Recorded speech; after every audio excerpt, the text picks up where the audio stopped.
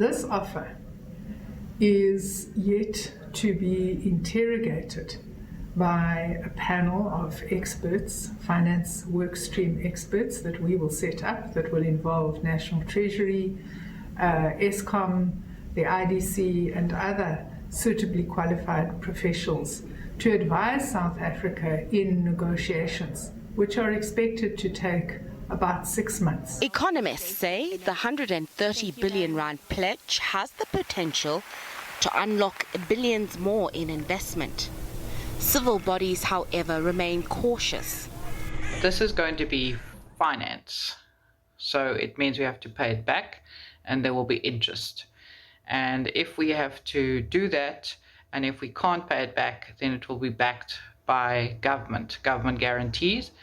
So if Eskom can't use the money, if it's all taken away by corruption, if it's wasted, then the state will still have to pay back that money. It constitutes a form of a loan arrangement.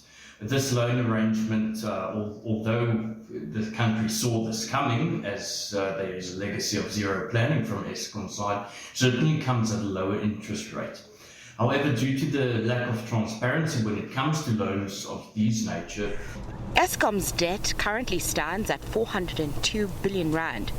CEO Andre de Ruyter has cautioned that the summit pledge is only a first step in a just transition program that's expected to play out over the next 15 years. Funds at this stage are allocated to 3 areas. The first is for the Eskom Just Energy Transition, which we expect to receive the lion's share of this first initial allocation of funds, and as well to support the introduction of electric vehicles into South Africa, as well as a transition to an increasingly hydrogen-based economy. Greenpeace says the pledge is a drop in the ocean for all the work Eskom has to do to ensure a transition towards renewable energy.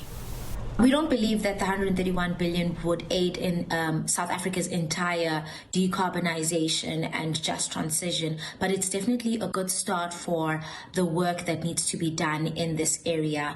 The Eskom has already expressed that they would need 4 times the amount that has been pledged to fully decarbonize their business. Fossil fuel energy is not the future.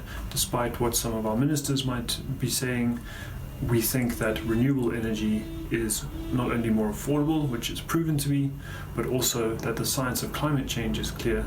Africa is going to be the worst affected continent. Developing countries that are still in the infancy of their transition period need financial support from developed countries to help them support affected communities find alternative employment once the life cycle of coal mining has reached its end.